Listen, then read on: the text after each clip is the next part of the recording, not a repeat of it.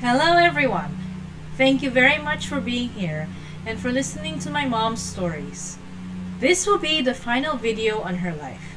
And in this video, you will come to know the meaning of the name 12 Quarters to Success.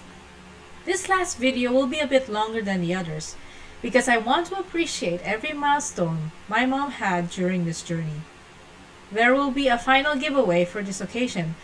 Please like and subscribe and stay until the end to learn on how to enter the giveaway. So now, I will be talking about my mom's life after college and the beginning of her tale to success. My mom graduated as an industrial engineer. Unfortunately, she was unable to join her friends and classmates during graduation. She did not make enough money for her toga, so she opted not to attend. However, she did go to her school to watch her friends attend the graduation. She was able to take pictures with her friends and family on stage, so she was already satisfied with that. However, she was in for a big surprise when her board mate gave her a graduation gift. It was a necklace bought from his first paycheck in his professional career as a chemical engineer.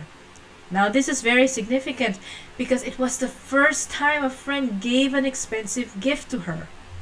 The necklace was even more valuable because he supported himself despite the fact that his parents were well off. His parents never financially supported him because he was not permitted to go to Manila. The parents had heard of fake diplomas being sold on the streets in Manila and were scared he would come home with one. So, he chose to support himself to study so that he could go to Manila. To think he would spend his first paycheck on his professional career for my mom. What a friendship and what a friend. How often do you have someone who valued you enough to gift you something so expensive with their first salary? Unfortunately, the friendship did not last long because he died shortly after gifting the necklace. The moment she graduated, she told her sister, Auntie Linda, that she no longer needed to be supported since she already graduated. This is very commendable of her because she still needed to find a job to support herself, but she didn't want to financially burden her sister any longer than she had to. Thankfully, a day after the graduation, she received some money as a graduation gift, so that sustained her while she searched for a job. After a week, she found one. With her first paycheck, she bought Auntie Linda a thank you gift for all the support she has given to my mom. That is the reason why Auntie Linda and my mom had a good relationship. My mom's sense of gratitude was incomparable. She always remembers whoever was nice to her. Unfortunately, again, she did not stay in that job for long.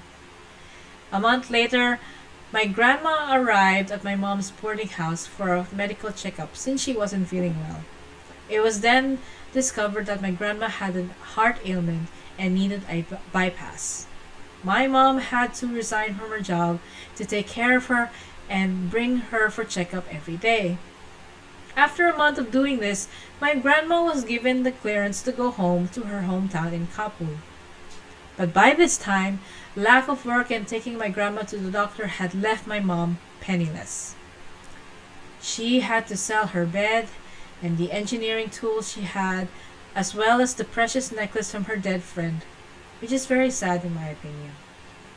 She must have treasured that necklace, since it was given to her by a precious friend that she would not see in her lifetime. But circumstances were dire enough for her to sell it. I wish it wasn't. She then moved to a family friend's room where she worked as a cook and a laundry woman in order to stay with her and have her meals for free. She eventually found a new job. It was far, and she had to wake up at 4 a.m. to do the chores for her friend and leave for the workplace at 5 a.m. to be there by 6 a.m. Her work hours were from 6 a.m. to 2 p.m.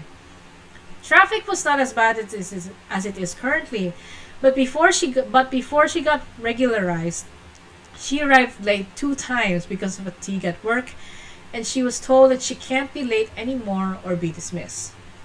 So that day, she offered her resignation letter. She did not see any point in continuing under such ultimatum. Again, she found a new job, but it was too risky. Even if she was off, she needed to go to work. Even at midnight, she had to go. It was also the time that her younger brother decided to go back to Kapol as he did not like his work. Her remaining money was needed by her brother to go back.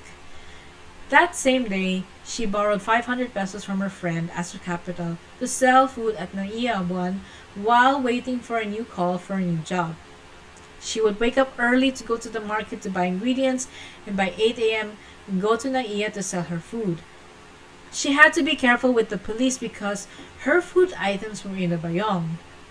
A bayong represents the Filipino values and bayanihan. It is also a national icon that is distinctly Filipino. Otherwise, the food would be confiscated. After a week of doing this, she finally found a job that gave her the future she was seeking. Her growth at National Semiconductor Philippines was fast. However, after 2 years of being there, she felt that staying in the Philippine branch would limit her growth.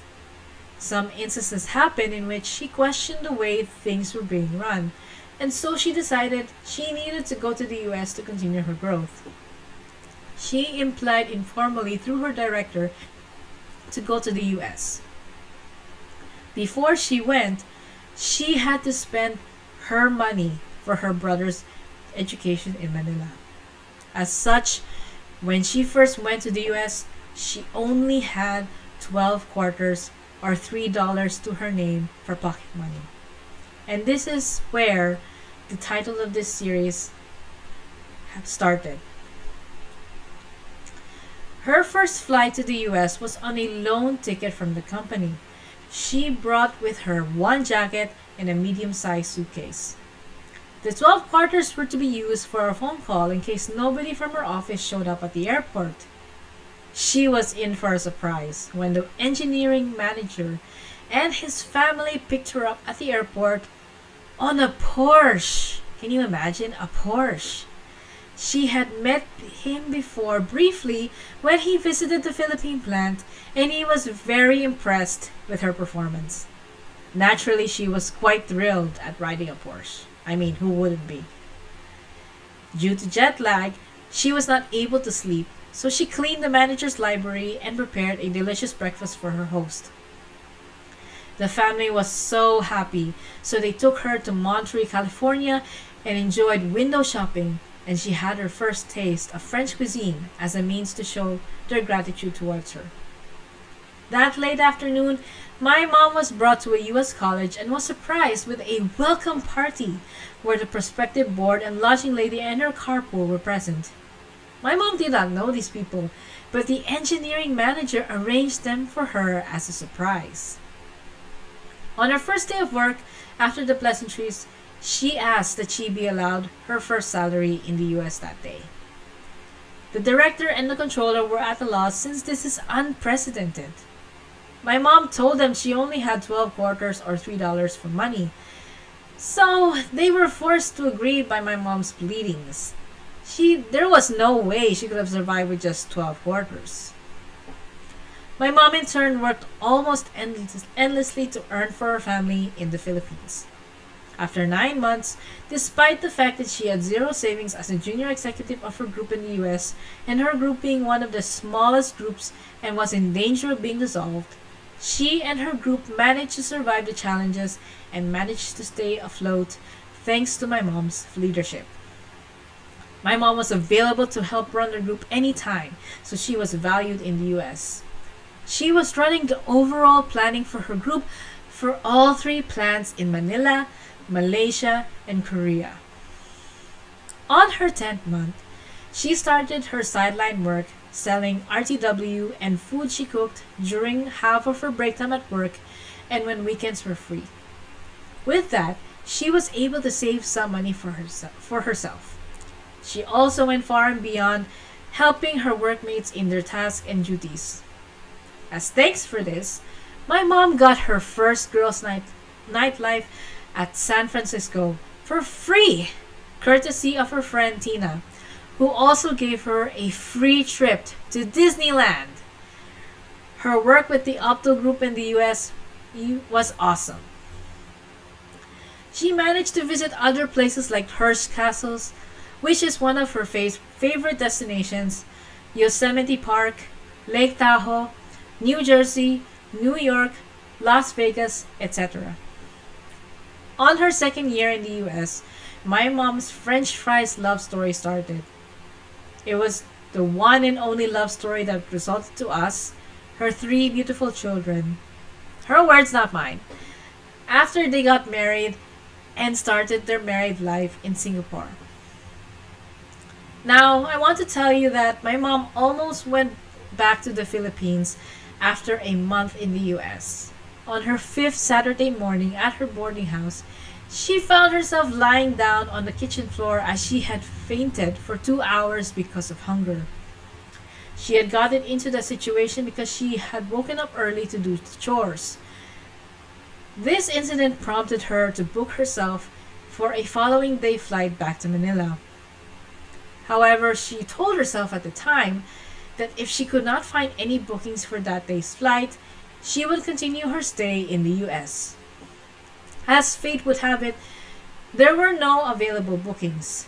So she continued her 2-year stint in the US and came back to the Philippine plant for another 5 years and went to Singapore to start her married life. When she was about to leave the US, the people in her group were very sad and decided to give her one last hurrah. They gave her 4 going away parties, and 3 vans went to the airport to accompany her. It is clear that her colleagues treasured her so much to give her such an amazing send-off.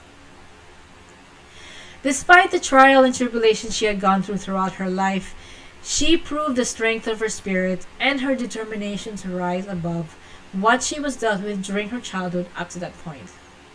I think we can all agree that she has proven herself and that nobody can contest the success she built for herself. And with every milestone, we would have a very humble celebration, usually at McDo. Summers would be different as we would go to my mom's hometown and do medical missions, especially for my sister's achievements. We even had medical missions here at our place of residence and in San Jose, Batangas. She always kept her priorities to her family, even sacrificing some Christmas budgets for our Christmas gifts to give to her family instead, and has sent a few members of her family to school. And up to now, she is able to share her blessings, even if we do not have much during the pandemic. She made sure to share to the most needy in our residence. She has also assisted cancer patients who were outside of the family, as well as providing assistance to children with unique needs for their schooling. This is a testament to her kindness and her desire to help others. And with this comes the end of her tale. This will be her last video as we feel we have already given a detailed account of her story. Although we are at the end, this does not mean her story has ended. She continues on to strive and to better herself throughout the years, trekking in all sorts of ventures and finding success in them.